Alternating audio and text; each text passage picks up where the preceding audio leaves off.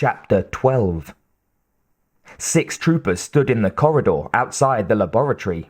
The squad leader looked through the bulletproof window to make sure the doctor had not pulled a fast one. He didn't trust the brainy nerds who worked at the Shadow Moses facility. They always had tricks up their sleeves and answers for everything.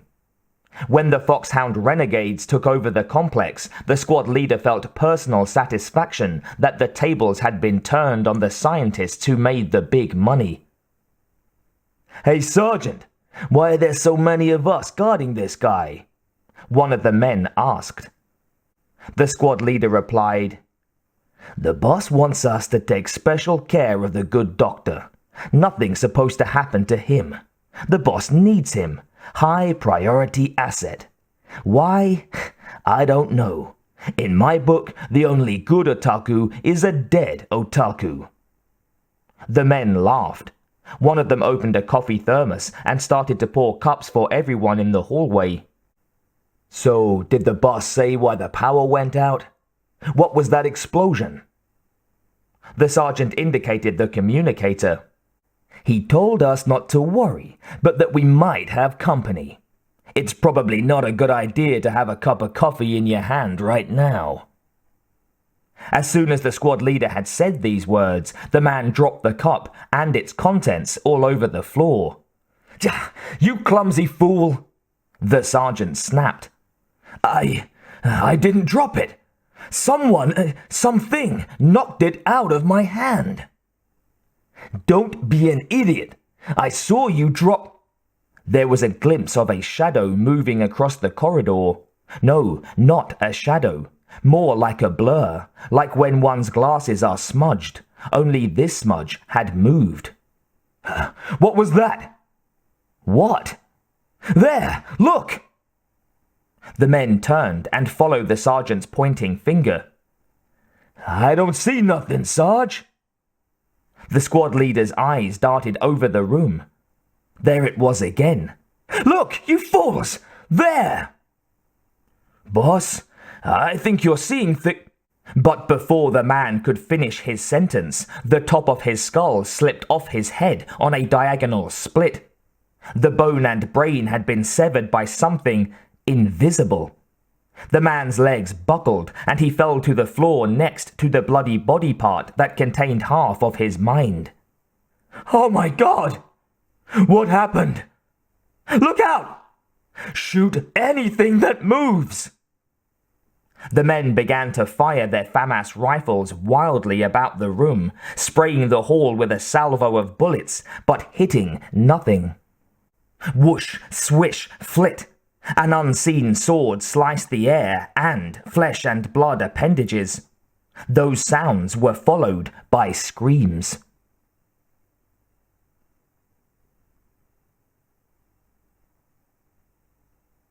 Outside the hallway, Snake heard the carnage occurring on the other side of the level 3 security door. The gunfire, the screams of agony, the noise of bodies falling to the ground. What's going on in there? He quickly swiped the card and the door opened. It was as if he had stepped into a slaughterhouse for human beings. At first it was difficult for Snake to count just how many men had been in there, for body parts and blood were spattered all over the hallway. Snake had seen some terrible things in his lifetime, but this gruesome scene nearly made his bile rise. One man, with both arms severed, was still alive. A stab wound in the chest was causing him to spit blood as he struggled to breathe. Snake knelt beside him. "Who did this?" he asked. The man coughed and whispered, "Ghost! It's a ghost!" And he was dead. Snake stood, stepped over the puddles of red goo, and made for the laboratory door. He peered through the window and saw a young man wearing a white lab coat sitting on the floor, his back against the wall. He wore glasses, had long hair, was thin, and was trembling so badly that Snake thought he was about to wet his pants. Dr. Hal Emmerich was scared to death, looking up at something that wasn't there. Snake swiped the card in the door, but it wouldn't open. It was a level 4 security lock. Snake cursed to himself and moved to the closest slaughtered body. It was a repugnant task to search the guard's bloody clothes, but he found what he needed, the man's PAN card. Snake used it on the door, which slid open. Dr. Emmerich was whimpering as tears ran down his face.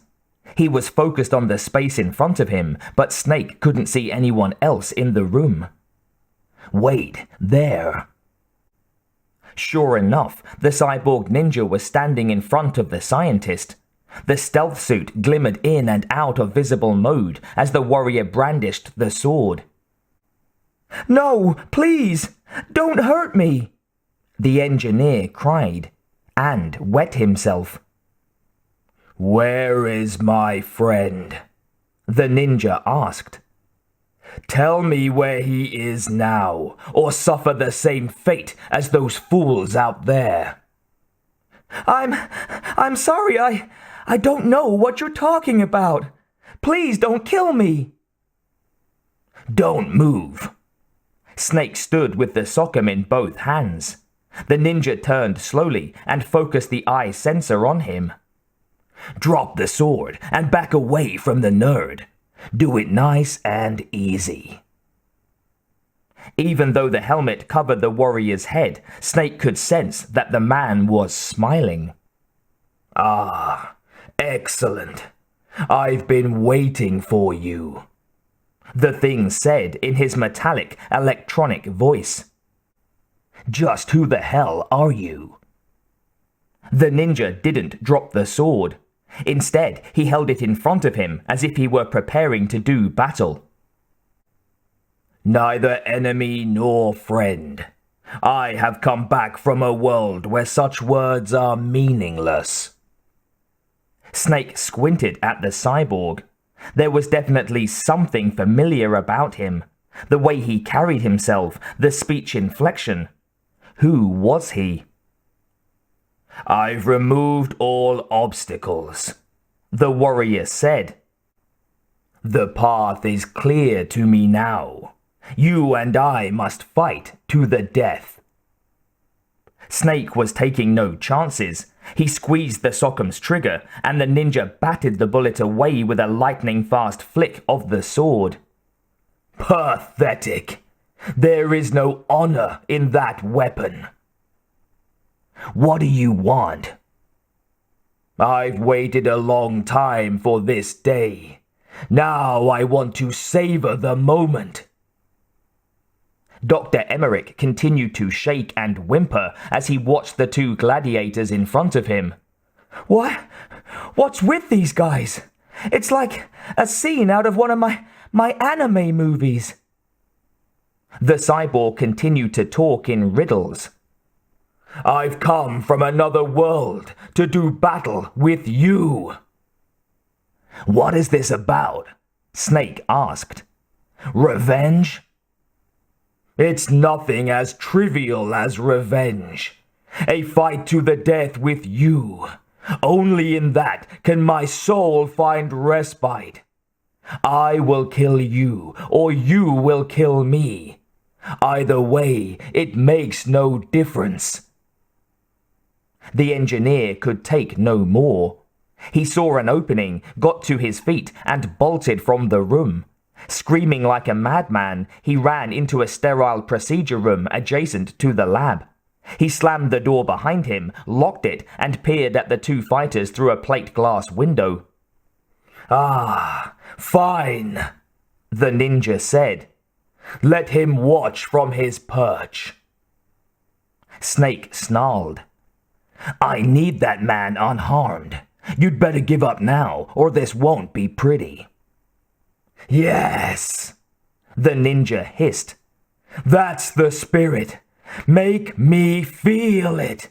Make me feel alive again." With that, the man in the exoskeleton moved forward and disappeared.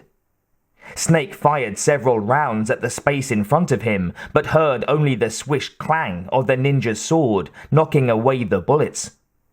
The ninja materialized several feet away from where Snake thought he was. "That weapon is useless against me. Haven't you learned anything?" Apparently not. Snake utilized spray fire and emptied the magazine. Watching the ninja was like viewing a sped-up video in which every character moved at 10 times the normal alacrity. Not a single round touched his body.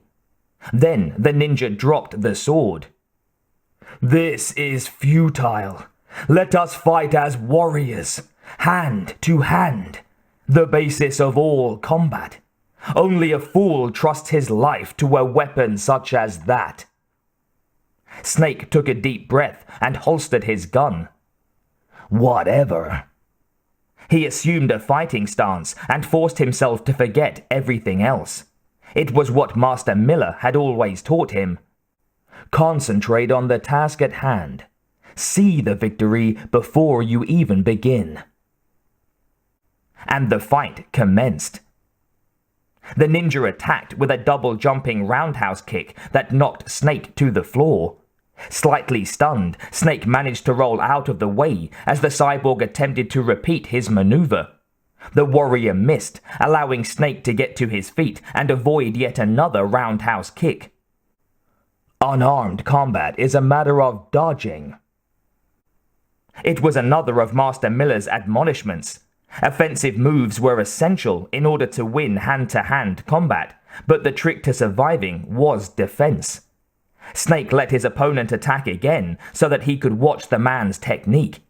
Every fighter relied on tried-and-true moves.